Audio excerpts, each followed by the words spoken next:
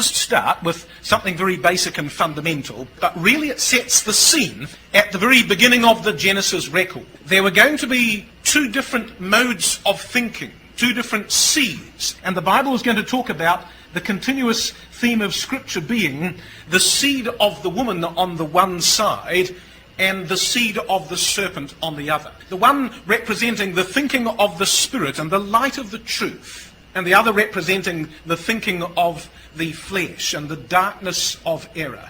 And these two ways, these two seeds, these two type of people were going to be set at contrast, the one against the other, down through time. And it all starts, you'll remember, in the book of Genesis. In fact, it wasn't very long after Genesis 2 and 3, when those two seeds were first revealed, that it was to be found that those two different types of people, reflecting two different modes of thinking, very rapidly established two rival systems that would be found to be in continuous conflict with one another down through time.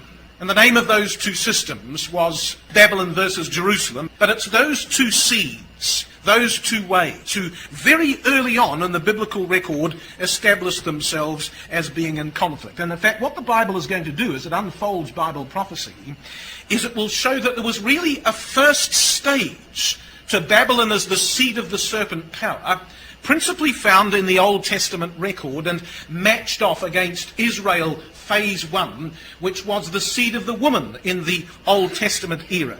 And that likewise in the New, there would be another Babylon and another Israel, but they would be but subsequent phases of the same manifestation of the serpent power versus the seed of the woman down through time.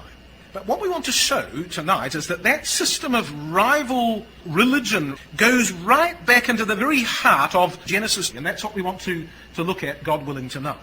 So if you come with me to Genesis chapter 9, just notice how the record starts. What we're going to find is that those two rival systems, down through the biblical record, had two rival temples. And that the man of sin, we're going to propound in the 2nd of Thessalonians, has got his own temple that he sits in that's got nothing to do with the temple in Jerusalem. Never has been, never will be. They're two quite distinct systems with their own rival temples of worship. Well, in fact, our story tonight begins in Genesis chapter 9. Because do you remember there was a very interesting prophecy given by Noah at the time of the end of the record of Noah's life concerning his sons, Genesis chapter 9, verses 25 to 27. And it says there, and he said, Cursed be Canaan, a servant of servants shall he be unto his brethren. And he said, Blessed be Yahweh Elohim of Shem, and Canaan shall be his servant. God shall enlarge Japheth, and he shall dwell in the tents of Shem, and Canaan shall be his servant. Now, do you know a couple of interesting things about this very ancient prophecy given by Noah concerning the destiny of his sons? That firstly, Canaan, which is really the line of Ham, was going to be a servant to both his brethren. Verse 25. And then on verse 27, it's going to talk about the destiny of Japheth. But strangely, in verse 26, do you notice that it doesn't say, Blessed be Shem? No, it says, Blessed be the Lord God of Shem. And the implication of verse 26 is that Shem, therefore, must already be in covenant relationship with God. He's the Lord God of Shem. And Shem himself, presumably, is blessed by means of his association with the Lord God. And not only that, but verse 27 says concerning Japheth, God shall enlarge Japheth, and he shall dwell in the tents of Shem. Now that's interesting, because what verse 27 is prophesying is that no matter how victorious the sons of Japheth were in enlarging their dominion, that their own hope of redemption lay in the tents or the tabernacle of Shem. Only through the tabernacle of Shem was there a means of worship acceptable to God. Only in the tabernacle of Shem could one find a priest through whom one could obtain access unto God. Only through the tents of Shem could any nation under the earth of the land of the people of Ham or the people of Japheth find the promise of salvation. Even Japheth had to dwell in the tabernacle of Shem if they were to be redeemed in that way. Now, why that's interesting is because of what happens in the next chapter. Because in Genesis chapter 10, you'll remember that it says this in verse 8. Cush begat Nimrod. He began to be a mighty one in the earth. He was a mighty hunter before Yahweh, even as it is said, even as Nimrod, the mighty hunter before Yahweh. And by the way, part of the significance of the phrase, a mighty hunter before God, is that this man didn't just hunt animals, he hunted men. And the men that Nimrod hunted were those of the true seed of the woman. Nimrod is of the seed of the serpent power. And here is the beginning of the system of persecution that the seed of the serpent would launch against the seed of the woman down through time. He was a mighty hunter. Nimrod's name, by the way, means we will rebel. And he was the first great rebel against the true system of worship. And we're told in verse 10, and the beginning of his kingdom was Babel. And everything began there, as the record says in verse 10, in the land of Shinar. That's an interesting name, isn't it? Does that bring back any other scriptural memories? The land of Shinar. Well, we shall see by and by as the record unfolds just how significant this beginning of things with Nimrod, the first rebel, was. Because it says in verse 10, the beginning of his kingdom. So he was a king, you see. Nimrod the king of Babel. But he was more than a king, because if you come to Genesis chapter 11, says verse 1, the whole earth was of one language and of one speech, and it came to pass as they journeyed from the east that they found a plain, in the land of Shinar. And they dwelt there, and they said one to another, go to and let us make brick and burn them throughly. And they had brick for stone, and slime had they for mortar. And they said, go to, let us build us a city and a tower. Actually, let me read verse 4 again more carefully. Shall we savour verse 4? And they said, go to, let us build us a city and a tower whose top may reach unto heaven, and let us make us a name, lest we be scattered abroad upon the face of the whole earth. You know, verse 4 is intensely interesting for two reasons. You'll probably know that the word Shem in the Hebrew means name. And what the seed of the serpent people or power are really saying in verse 4 is, let us make us a Shem. We don't want to belong to the system of worship over there with the seed of the woman. No, we want a name of our own through whom religion can be obtained. And not only do we want our own name, but we'd like our own tent or our own tabernacle, thank you. Not the tabernacle of Shem, but verse 4, the tower of Nimrod in the land of Shinar. Now you see, that tower in verse 4 was in fact a temple. It's a reference to the ziggurat of the city of Babylon. It's the first temple of worship that the seed of the serpent has constructed. And it's a rival to the tabernacle of Shem, where God's true worship had existed from the beginning. Now, by the way, there's something interesting about that tower in Genesis chapter 11, verse 4. Do you know that a satellite photo can show you the remains of that tower even today? The outline of the tower that was founded by Nimrod can still be seen by satellite photo today. But it was a very interesting building. It was known as a Temenanki. And the site of a Temenanki was interesting because it was built on mystical numbers. It was 92 meters wide by 92 meters long and 92 meters high. It was perfect in its proportions. And it had 7 levels. And if you faced the very front of the temple of Temenanki, the tower of Genesis 11 verse 4, you'd find that each of those levels had a set of gates. And each set of gates was above the other as the eye. As you drew nearer the tower, the eye was lifted to another set of gates, and then another set of gates, and then another set of gates, as if the gates ascended into very heaven itself, as verse 4 says, let us build us a tower whose top may reach unto heaven. In fact, the Sumerian name Temenanki means the house of the foundation of heaven on earth. And what Nimrod built so far back in time was a rival system of religion. And he wasn't just a king, he was a priest in that ziggurat. In fact, if you got to the very top floor of the ziggurat, there was a room dedicated there to Merodach and his consort queen, who were none other than Nimrod and Semiramis. And that top that reached unto heaven was the means by which Nimrod began a system of worship that rivaled the true seed of the woman.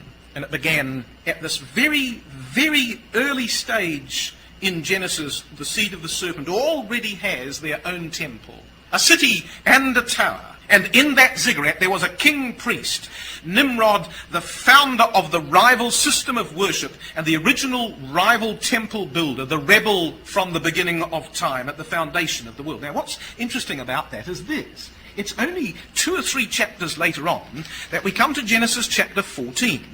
I just want you to notice for a moment verse 1. And it came to pass in the days of Amraphel, king of Shinar. That's the rival power of the seed of the woman. And it's that power that's going to come against Abraham in Genesis chapter 14. And we're told in verse 18 that Melchizedek, king of Salem, brought forth bread and wine, and he was priest of the Most High God. He is another king, verse 18, and another priest. And you'll notice it doesn't mention a tower, does it? Or a temple, or a building in Genesis 14. No, there was no tower, was there, in which Melchizedek officiated. No, he dwelled in the tent of Shem, where the system of true worship was to be found right at the beginning of time here, in Salem itself. In fact, if you come to Psalm 76 for a moment, which is the only other place where historically, in terms of another episode of time, it's the only other occasion that the word Salem is mentioned in another episode in the Bible. And Psalm 76 is linked to Genesis 14. It says this in verse 1, in Judah is God known, his name is great in Israel. In Salem also is his tabernacle and his dwelling place in Zion. In Salem is his tabernacle, it says, the tent of Shem. That's where it was. The true temple, as it were, of the worship of God. And in both these occasions, Genesis 14 and Psalm 76, Salem will be known as the place where the slaughter of the kings occur that come against God's people, where the bringing forth of tribute will occur, and in both places there will be a king priest, according to the seed of the woman, who officiates in that place. So you see, what we've now got very early on in the Bible record, we've only got to Genesis 14, and already we've got 2 king priests in 2 different temples. We've got a king priest in Babylon in a temple or a tower, and we've got a king priest in Salem in a tabernacle. And the fact is that the one temple excited the enmity of the worshippers of the other temple. It has ever been so down through time, the enmity between those 2 seeds and those 2 ways. Which really brings us to the 2nd of Chronicles in chapter 36. Because we're told as part of the outpouring of God's judgments upon his own people, the record says this: at the time of the overthrow, the children of Israel were to be taken forth into captivity. Well, the record puts it this way in 2 Chronicles 36, and reading from verse 14. Says, moreover, all the chief of the priests and the people transgressed very much after all the abominations of the heathen, and polluted the house of Yahweh, which he had hallowed in Salem, in Jerusalem. And Yahweh Elohim of their fathers sent to them by his messengers, rising up betimes and sending, because he had compassion on his people and on his dwelling place. But they mocked the messengers of God, and despised his words, and misused his prophets, until the wrath of Yahweh arose against his people, till there was no remedy. Therefore he brought upon them the king of the Chaldees, who slew their young men with the sword in the house of their sanctuary, and had no compassion upon young man or maiden, old man or him that stooped for age. He gave them all into his hand, and all the vessels of the house of God, great and small, and the treasures of the house of Yahweh, and the treasures of the king and of his princes. All these he brought to Babylon, and they burned the house of God. The house of God. They brake down the wall of Jerusalem, and burned all the palaces thereof with fire, and destroyed all the goodly vessels thereof. And them that had escaped from the sword carried he away to Babylon, where they were servants to him and his sons, until the reign of the kingdom of Persia. And perhaps we see the full significance of the judgment of 2 Chronicles, that the champion of one temple, the temple in Babylon, came down at the behest of God and destroyed the temple in Jerusalem, and burned it with fire, and took away the vessels of that house. In fact, if you come to Daniel chapter 1, we're told exactly what Nebuchadnezzar did in fulfillment of the 2nd of Chronicles chapter 36. And just notice how significant Daniel 1 is in this context. Nebuchadnezzar came down as the champion of the temple in Babylon, and he burned the temple in Salem with fire. Daniel 1, verse 1. In the 3rd year of the reign of Jehoiakim, king of Judah, came Nebuchadnezzar, king of Babylon, unto Jerusalem, and besieged it. And Yahweh gave Jehoiakim, king of Judah, into his hand, with part of the vessels of the house of God, which he carried into the land of Shinar, to the house of his God. And he brought the vessels into the treasure house of his God. Oh, did you notice that? The land of Shinar, to the temple of his God. From the temple in Jerusalem to the temple in Babylon. But you see, the phrase the land of Shinar takes us all the way back to Genesis chapter 11, doesn't it? And to the tower built by Nimrod at the beginning of time. In fact, do you know the very temple that Nebuchadnezzar presided over and that Nebuchadnezzar helped to build was the very same temple that had been begun by Nimrod in Genesis chapter 11. The same building. There's a tremendous continuum of time here. The rival temple to the true worship of God. In fact, in Daniel chapter 5, as you'll see there, you'll notice perhaps the significance now of Belshazzar's feast. Because you see, Belshazzar does this in verse 1. It says, Belshazzar the king made a great feast to 1,000 of his lords, and drank wine before the 1,000. And Belshazzar, whilst he tasted the wine, commanded to bring the golden and silver vessels which his grandfather Nebuchadnezzar had taken out of the temple which was in Jerusalem, that the king and his princes, his wives, and his concubines might drink therein. And then they brought the golden vessels that were taken out of the temple of the house of God, which was at Jerusalem.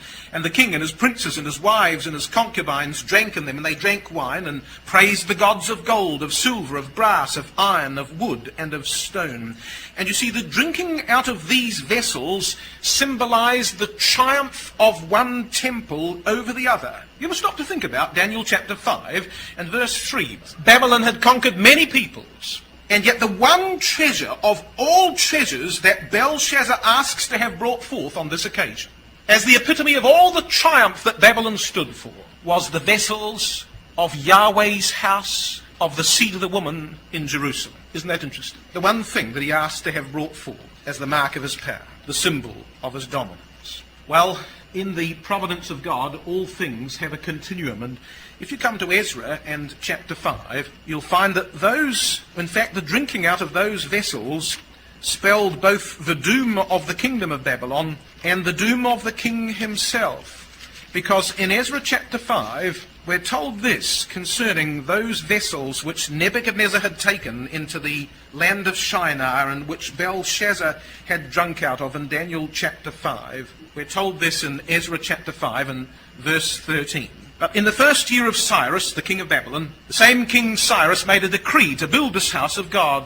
And the vessels also of gold and silver of the house of God, which Nebuchadnezzar took out of the temple that was in Jerusalem, and brought them unto the temple of Babylon, those did Cyrus the king take out of the temple of Babylon, and they were delivered unto one whose name was Sheshbazzar, whom he'd made governor, and said unto him, Take these vessels, go, carry them into the temple that is in Jerusalem, and let the house of God be builded in his place.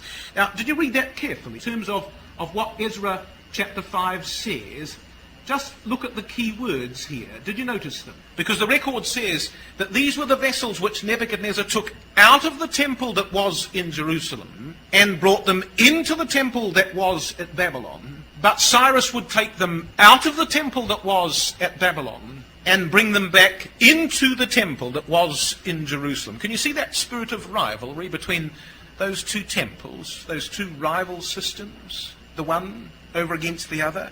God never forgets anything, you see, in this story of the story of the seed of the serpent versus the seed of the woman. And in fact, if you come to Jeremiah chapter 51, we've got a marvelous little reference here that shows that God never does forget. He never forgets anything that's done against his people and against the true system of worship that he began at the very beginning of time. See, this is what Jeremiah 51 says, and reading from verse 11. Make bright the arrows, gather the shields. Yahweh hath raised up the spirit of the king of the Medes, for his device is against Babylon to destroy it, because it is the vengeance of Yahweh, the vengeance of his temple, it says. The vengeance of his temple. Set up the standard upon the walls of Babylon. Make the watch strong. Set up the watchmen. Prepare the ambushes, for Yahweh hath both devised and done that which he spake against the inhabitants of Babylon.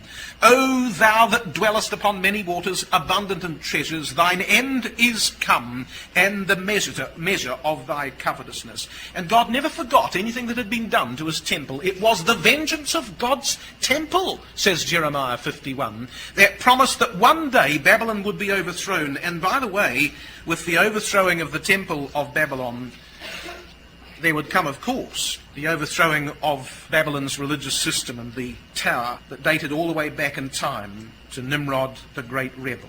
And yet, we're told this in Bible prophecy, if you come to Zechariah in chapter 5, that even whilst Jeremiah 51 prophesied the vengeance of God's temple and the possible, in fact, the definite overthrow of the temple in Babylon that would one day come, at the same time there was another prophet that would declare that as far as the seed of the serpent were concerned, there would be another temple built to perpetuate that rival system down through time. Now, in Zechariah chapter 5, we have a very interesting prophecy concerning that matter of the rival temple, because this is what it says, verse 5. The angel that talked with me went forth and said unto me, Lift up now thine eyes and see what is this that goeth forth. And I said, What is it?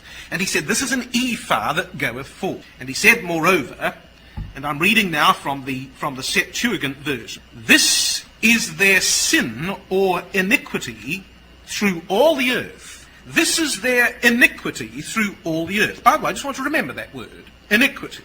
Verse 7, And behold, there was lifted up a talent of lead, and this is a woman that sitteth in the midst of the ephah. Oh, there's a second word I want you to remember. Sitteth. This is iniquity. Verse 6.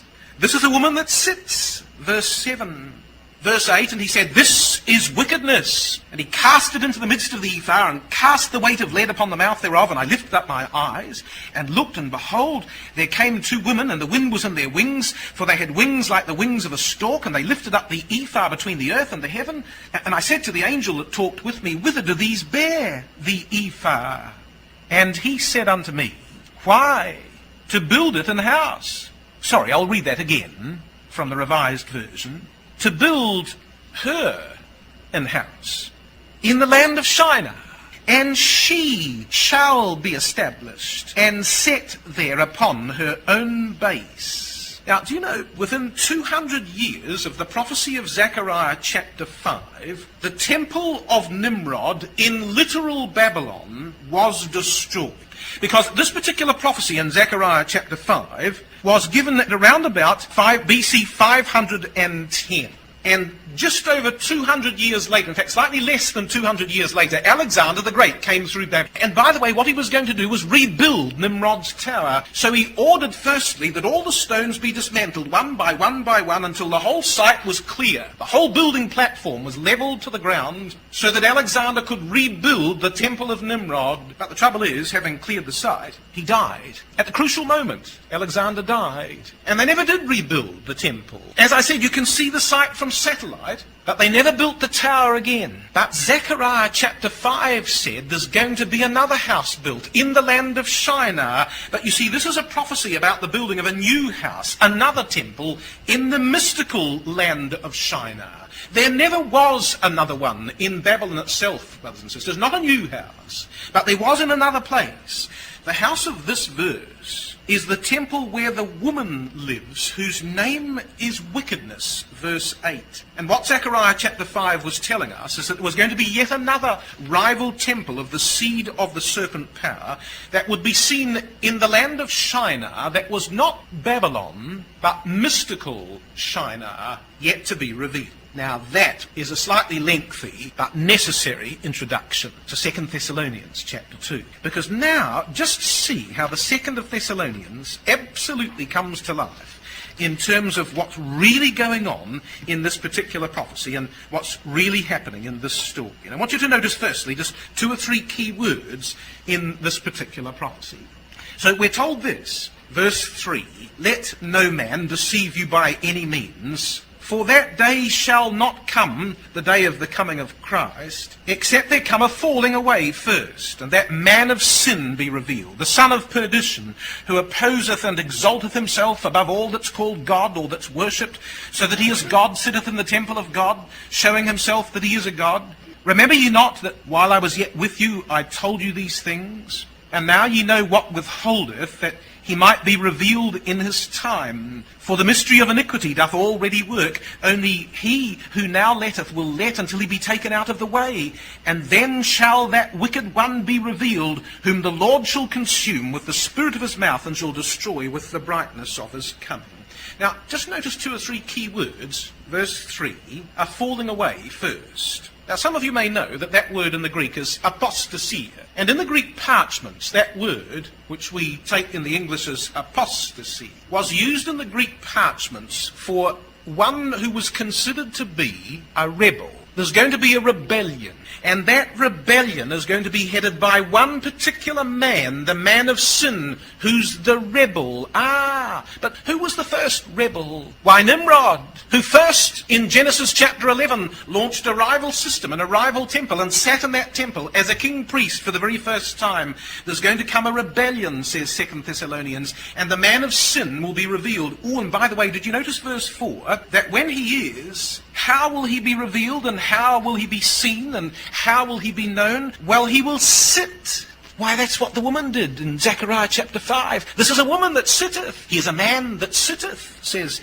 2 Thessalonians chapter 2 and verse 4. And do you notice verse 7? For the mystery of iniquity doth already work. But the eyes that ran to and fro in Zechariah chapter 5 said, this is iniquity. And now 2 Thessalonians says that mystery of iniquity is already at work, even in the apostles' own day.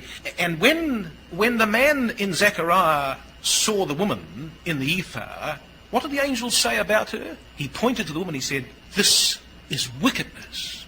And 2 Thessalonians chapter 2 verse 8 says, when this man of sin is revealed, they will point to him and say, there's the wicked one.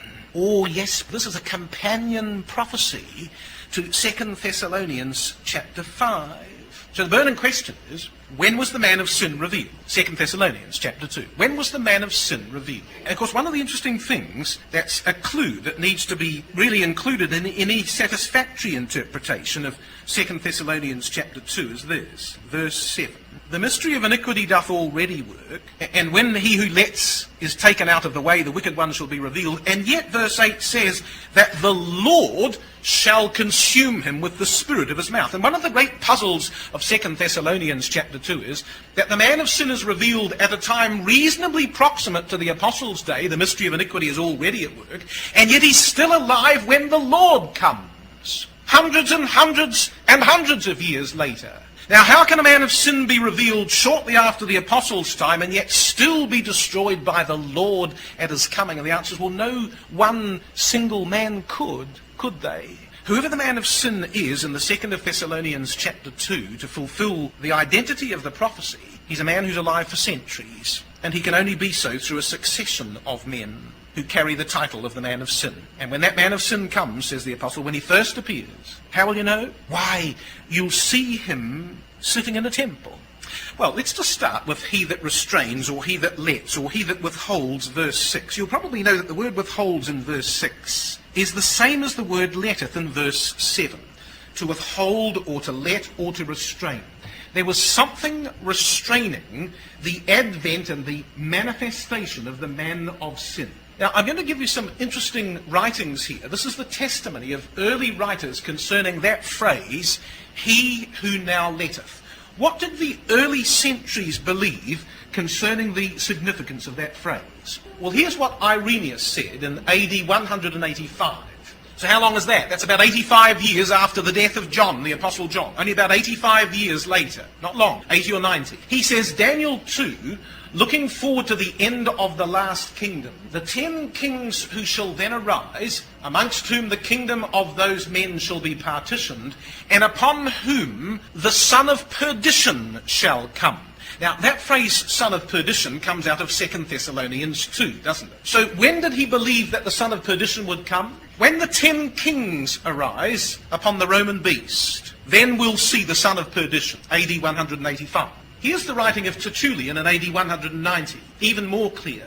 Only let him hold fast who now rules until he is out of the way, 2 Thessalonians, who can only be the Roman state, whose breaking apart and dispersal among 10 kings will produce the Antichrist, and then will that wicked one, that evil one, be revealed. He's talking about 2 Thessalonians, isn't he? So what they believed was that the power that was restraining the manifestation of the king of sin was the power of pagan Romanism itself, that prevented Christianity from developing to its fullness. Here's another writing. This is Tertullian again. And just see how remarkable this is. And there is another great necessity of praying for the emperors, even for the stability of the entire empire and for the affairs of the Roman state, because the greatest force threatening the whole world and threatening horrible calamities at the very end of the age we know to be delayed by the continued existence of the Roman Empire. Therefore we are unwilling to put the prophecy to the test, which is why we pray for the delay of the Antichrist by favouring the permanence of the Romans. What they're saying is that in those early centuries people prayed that pagan Romanism might be preserved, even though they persecuted believers. Why would they pray for pagan Romanism to be preserved when they persecuted the saints? Because they believed that if pagan Rome ever fell, something much worse was on its way, and that was the man of sin. If that restraining power was ever removed, they believed that that's who would come. Again, Cyril of Jerusalem in AD 305 says, moreover, the Antichrist was prophesied to come when the times of the Roman Empire have been completed. And lastly, John Chrysostom, writing in AD 389, says, he who now letteth will let until he be taken out of the way. That is, when the Roman Empire is taken out of the way, then he shall come. And naturally, for as long as the fear of this empire lasts, no one will readily exalt himself. Exalt himself, that's 2 Thessalonians chapter 2, isn't it? But when that is dissolved, he will attack the anarchy and endeavour to seize upon the government both of men and of God. Now what we're suggesting, the early centuries of time were marked by a completely consistent belief that the restraining power of 2 Thessalonians 2 was pagan Rome itself. If that ever goes, the man of sin will come, is what they believe. And any other identification or interpretation of 2 Thessalonians 2 needs to explain, does it not, that if it wasn't pagan Romanism, what was the restraining power that prevented the man of sin from appearing? Because this clearly is what they saw, linked, by the way, to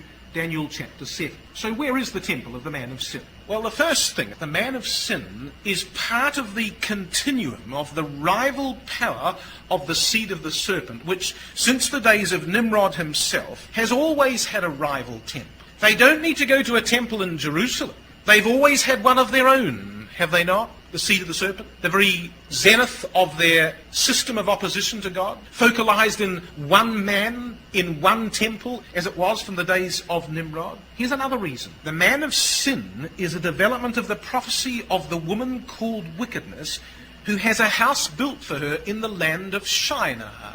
Now, by the way, there's a reason, isn't there, why the woman is the woman in Zechariah 5 and the man is the man in 2 Thessalonians 2. The woman is the woman because Zechariah chapter 5 is about the whole religious system that the woman symbolizes.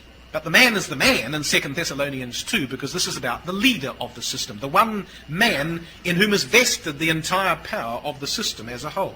So the one prophecy is a woman and the other is a man, but they're both wickedness and they both have a house. And if the woman's house is in the land of Shinar, then we'd expect that's where the man's house is too, since he's presiding over the house of the woman, isn't he? So it's in the land of Shinar that we'll find the man of sin sitting in his tent. And in fact, the man of sin is parallel to the little horn of Daniel 7 and to the false prophet of Revelation chapter 19, both of whom are associated with Roman Europe, and therefore we expect the basilica of the man of sin to be where the little horn power was and where the false prophet is to be found. And that's not in Jerusalem, most certainly not in Jerusalem. In fact, let me just show you how wonderfully this was fulfilled. Because the man of sin was to be revealed, as this chapter tells us, when the restraining power was removed. The taking of his seat in the temple of God, therefore, is not a single futurist event seen to occur in Jerusalem.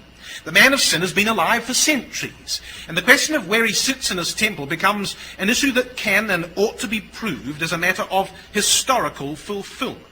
So to take 2 Thessalonians and say, well, the man of sin will sit in a temple in Jerusalem at some stage in the future, is to take that chapter out of the context of a whole continuum of prophecies about the rival temple and system of the seed of the serpent down through time. So when was the restraining power of pagan Rome removed? How was the system of pagan Rome overthrown, and by whom? And when? Michael and his angels fought against the dragon and his angels.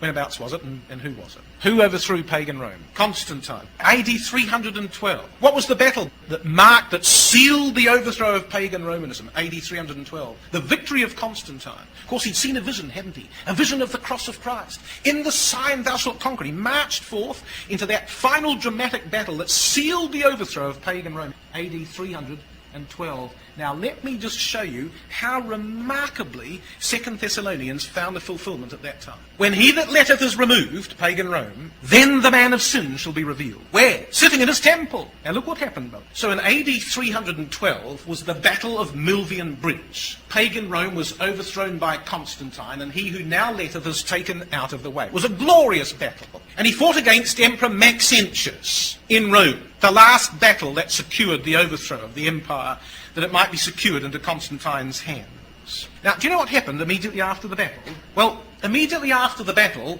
Constantine immediately donated the Lateran Palace on Monticello and the adjoining land of the imperial horse guard, known as Campus Lateranensis. Now, by the way, the imperial horse guard made a tragic mistake because they sided with Emperor Maxentius in the battle. They should never have done that because Constantine won. And that imperial horse guard, which were 22,000 of the most fierce soldiers of the Roman realm, were defeated in that battle along with Maxentius.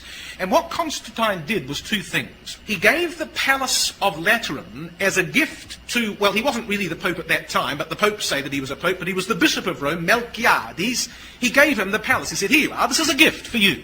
And by the way, there's a great big piece of land next door, which was the barracks of the Imperial Horse Guard, but what Constantine did was he demolished the barracks. He levelled it flat. He dismantled the horse guard and provided this large area known as Campus Lateranensis, and he said to the Bishop of Rome, he said, why don't you live here in the palace, where there's a nice little temple just inside, a little basilica, and build a big one, a nice new one, next door on this empty piece of land. And so what happened is that Melchizedek moved into the Lateran Palace in that very year, AD 312. 1 year later, Constantine issued the Edict of Milan that granted freedom of religion to Christianity, that it might pursue its course in the Roman realm. And from that time forth, the Bishop of Rome would wax greater and greater in power. And in fact, what happened was this.